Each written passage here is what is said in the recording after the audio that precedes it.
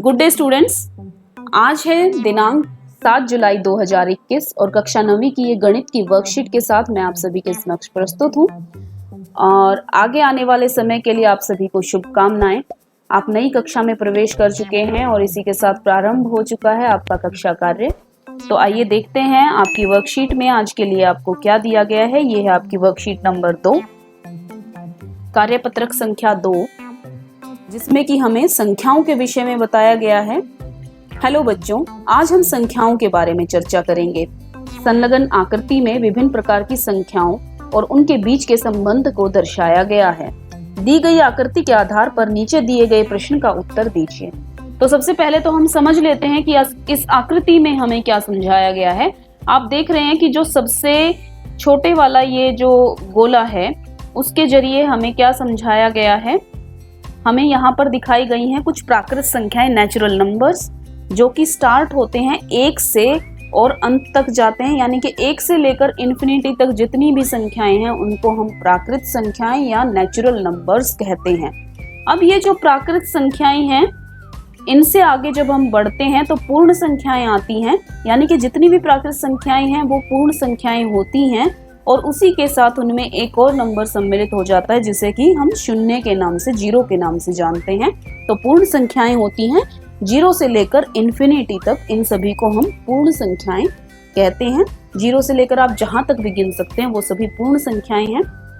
अब जो आप ये पीले रंग का जो देख रहे हैं गोला, उसमें सभी पूर्णांक हैं, यानी कि ये सभी जो प्राकृत संख्याएं हैं, पूर्ण संख्याएं हैं, ये सभी तो पूर्णांक हैं ही। इसके साथ जितने भी हमारे ऋणात्मक संख्याएं हैं यानी कि नेगेटिव नंबर्स हैं वो सभी भी पूर्णांक होते हैं। पूर्णांक को हम इंग्लिश में कहते हैं इंटीजर्स। तो इंटीजर्स यानी कि minus infinity to positive infinity, यानी कि जितने भी माइनस के नंबर हैं और पॉजिटिव नंबर्स हैं, ऋणात्मक धनात्मक संख्याएं सभी मिलकर और साथ में शून्य, ये सभी मिलकर पूर्णांक कहलाते हैं। तो जितनी भी हमारी प्राकृत यानी कि नेचुरल संख्याएं हैं, पूर्ण यानी कि होल संख्याएं हैं, वो सभी भी इंटीजर्स होते हैं। और उसके बाद आगे हम बढ़ते हैं तो हमें परिमेय संख्याओं से परिचित कराया जाता है। परिमेय संख्याएं जो हैं उनमें सभी प्रकार की संख्याएं, प्राकृत, पूर्ण, पूर्णांक, वो सभी परिमेय में आते हैं। परिमेय को रैशनल नंबर्स भी हम कहते हैं, जिन्हें की कहा जाता है कि वो p/q की फॉर्म में होती हैं, यानी कि जो रैशनल नंबर्स हैं उनको हम p/q की फॉर्म में लिखते हैं, जहां पर कि q जो है वो 0 के बराबर कभी भी नहीं होता है। ये आपको डेफिनेशन याद रखनी है परिमेय संख्याओं की, रैशनल नंबर्स की, कि rational numbers are represented in the form of p/q where q is not equal to 0, यानी कि परिमेय संख्याओं को p/q की फॉर्म में दर्शाया जाता है, जहां q जो है वो कभी भी 0 नहीं होता है, यानी कि जो डिनोमिनेटर है, जो इसका हर है, वो कभी भी 0 नहीं हो सकता। तो परिमेय संख्याओं में सभी नेगेटिव, पॉजिटिव, 0 और जितने भी p/q की फॉर्म के नंबर है, रैशनल नंबर्स, वो सभी रैशनल नंबर्स हैं।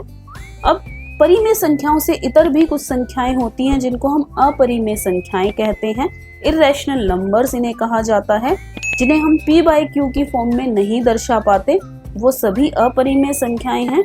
इसमें रूट की संख्याएं यानी कि वर्गमूल वाली जितनी भी संख्याएं हैं वो सभी आती हैं। पाई जैसी संख्याएं जो हैं वो आती हैं। √2, √3, √5, पाई, ये सभी इर्रेशनल नंबर्स हैं। अब ये जितनी भी तरह की संख्याएं हमने पढ़ी, चाहे वो रैशनल हैं, इर्रेशनल हैं, नेचुरल, वोल, इंटीजर्स, इन सभी को मिलाकर हम वास्तविक संख्याएं कहते हैं। वास्तविक यानी कि रियल नंबर्स जो हैं वो ये सभी संख्याएं मिलकर कहलाती हैं। अब हम बढ़ते हैं अपनी वर्कशीट की तरफ, जिसमें दिया गया है कि नीचे दी गई संख्याओं को परिमेय, पूर्णांक, पूर्ण, प्राकृत तथा अपरिमेय के रूप में वर्गीकृत कीजिए।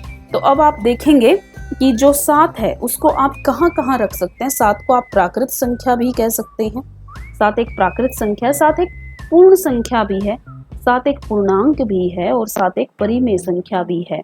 तो इस तरह से आप इनको कैटेगराइज करेंगे, अपनी कॉपी में लिखेंगे। -7/11 किस किस कैटेगरी में यहाँ पर आती है वो आप देखेंगे। -7/11 जो है वो एक परिमेय संख्या है। 23/25, 23/25, ये भी एक परिमेय संख्या है। -5 को आप क्या कह सकते हैं, -5 एक पूर्णांक है, इंटीजर है। पाई जो है वो एक इरेशनल नंबर है। 27 की अगर बात करें तो 27 जो है वो एक नेचुरल नंबर है, एक होल नंबर भी है और एक, ये सभी कैटेगरीज को फॉलो करेगा, यानी कि जो जितने भी नेचुरल नंबर्स हैं वो हम इन सभी कैटेगरीज में रख सकते हैं उनको। तो आप इस तरह से इनको अपनी कॉपी में लिखेंगे कि वो किस किस कैटेगरी में आता है। अब हम अपनी वर्कशीट का प्रश्न नंबर 1 देखते हैं कि उसमें हमें क्या दिया गया है। गुरमीत ने सुबह एक अध्याय का 5वां हिस्सा पढ़ा, यानी कि एक अध्याय था उसका 5वां हिस्सा उसने पढ़ लिया, यानी कि 1 में से 5वां हिस्सा उसने पढ़ा। 5 हिस्सों में अगर उस अध्याय को बांट दिया जाए तो 5 में से 1 हिस्सा उसने पढ़ा। तथा शाम को उसी अध्याय का 2/5वां हिस्सा पढ़ा, यानी कि उन 5 हिस्सों में से 2 हिस्से और उसने पढ़ लिए। तो आपको ये बताना है कि गुरमीत ने पूरे दिन में उस अध्याय का कुल कितना हिस्सा पढ़ा। अब कुल करना है तो जो 2 हिस्से उसने पढ़े हैं उनको हम जोड़ देंगे। तो जब हम इस तरह की संख्याओं को, रैशनल नंबर्स को प्लस करने की बात करते हैं तो यहाँ हम एलसीएम लेंगे। एलसीएम जो है वो 5 आ रहा है, तो ऊपर वाली संख्याएं जो हैं वो ऐसे के ऐसे हम प्लस कर देंगे और ये आ जाएगा हमारा 3/5, यानी कि उसने कुल कितना हिस्सा पढ़ा है, उसने कुल पढ़ा है 3/5 भाग।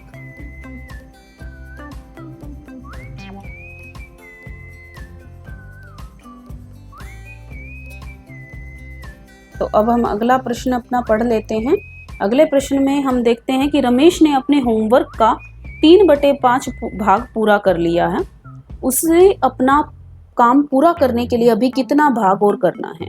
तो कुल काम अगर 1 था, जैसे कि हमने यहाँ माना था कि सारा का सारा जो काम है वो 1 है और उसको 5 हिस्सों में बांट दिया था, तो यहाँ पर कुल काम जो है 1 है, उसको कितना भाग उसने पूरा किया है, 3/5 भाग वो पूरा कर चुका है। तो आप देखेंगे कि हमें रिमेनिंग पार्ट निकालना है, कितना भाग बचा है वो प्राप्त करना है। तो हम 1 में से 3/5 को क्या करेंगे, माइनस कर देंगे।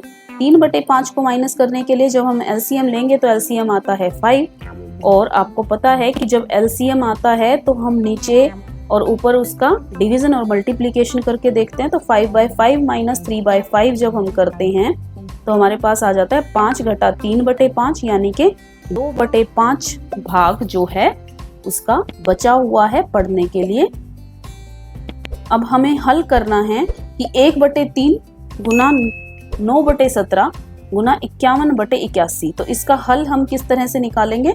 जो भी संख्याएं कटती हैं, जैसे आप यहाँ 3 और 9 को देख रहे हैं, इनको काटेंगे आप तो यहाँ पर 3 आ जाएगा,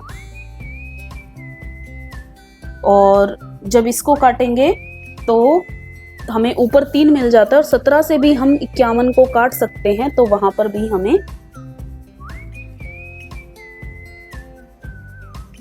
तो अब आप देखेंगे कि इसको काटने का तरीका क्या है कि जो भी संख्याएं, जब भी गुना का निशान बीच में होता है तो हमारे लिए एक फैसिलिटी मान सकते हैं आप इसे कि ये होती है कि हम उसको काट सकते हैं।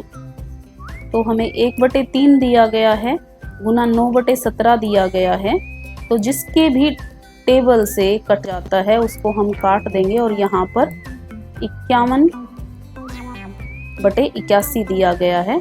तो ये जो है आप देख रहे हैं कि ये कट जाएगा इस तरह से।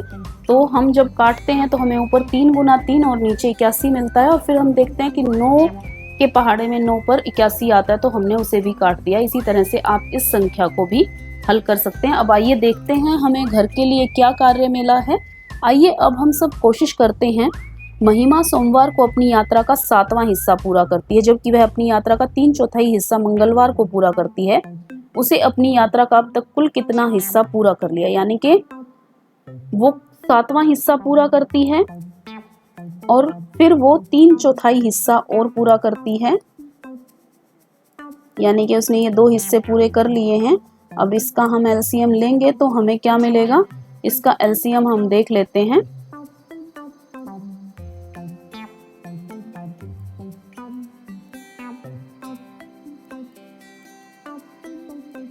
एलसीएम हमारे पास आ जाता है 28, तो ऊपर हमारा आ जाएगा 4 प्लस तो आप देखेंगे कि 28 एलसीएम हमारे पास आ गया है और इसको हम जब करते हैं तो ये आ जाता है 25/28। तो ये हमारा आंसर है क्वेश्चन का, जो फर्स्ट पार्ट है उसका। और फिर हम आगे देखते हैं उसने अपनी यात्रा का कितना हिस्सा अभी और तय करना है। उसे अपनी यात्रा का कितना हिस्सा अभी तय करना है, तो हम उसने कुल जो तय कर लिया है वो 25/28 तय कर लिया। अगर कुल यात्रा को हम माने 1, तो जो बचा हुआ हिस्सा है वो हो जाएगा 1/25, 1 घटा 25/28। यानी कि जब हम एलसीएम लेंगे तो हमारे पास आ जाएगा 28 - 25 आएगा ऊपर, तो वो आ जाएगा 3/28 हिस्सा अभी उसका और बाकी है। अभी आपने अपनी एक रोटी का आधा हिस्सा खाया ही था, तभी आपका एक दोस्त आ जाता है। आप बची हुई आधी रोटी में से आधा हिस्सा अपने दोस्त को दे देते हैं। अब आपके पास पूरी रोटी का कौन सा भाग बचा हुआ है, यानी कि आपने 1/2 हिस्सा खा लिया था, आपका दोस्त आ गया, आपने 1/2 का आधा उसको दे दिया, यानी कि आपने 1/4 उसको दे दिया है। तो आपके पास 1/4 बच जाएगा, वो आपको निकालना है। किस तरह से आप लिखेंगे ये देखना है। हल कीजिए। इसमें आप देखेंगे यहाँ पर क्या क्या काट सकते हैं आप। 13 से आप 26 को काट सकते हैं, 15 से आप 25 को काट सकते हैं और 18 से आप 54 को काट सकते हैं। तो इनको काट कर आपको हल करना है। और जब भी डिवीज़न का सम मिलता है, तो यहाँ पर ये डिवीज़न का सम था, इसको आप किस तरह से करेंगे वो मैं आपको दिखा देती हूँ।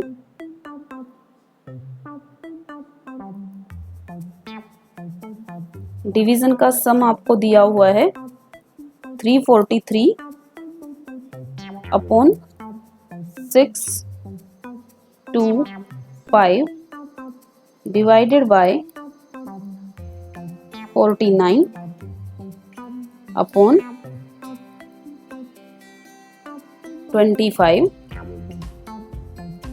तो जब भी इस तरह का सम आता है तो आप जो डिवीज़न का निशान है उसको मल्टीप्लाई में चेंज कर लेंगे, और उसको मल्टीप्लाई में जब आप चेंज करेंगे तो जो पिछला हिस्सा है जिससे आपको डिवाइड करना है उसको रिवर्स कर देते हैं हम।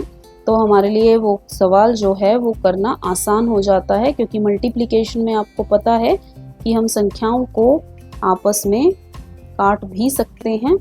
तो हम इस तरह से देखेंगे।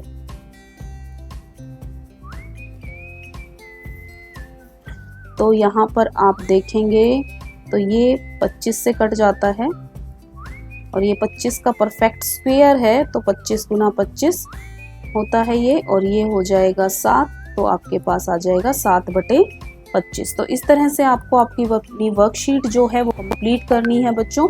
उम्मीद है आपको ये वर्कशीट समझ में आ गई होगी और अब आपको इसको हल करना आपके लिए बहुत आसान होगा। तो मिलेंगे नई वर्कशीट के साथ, तब तक के लिए धन्यवाद।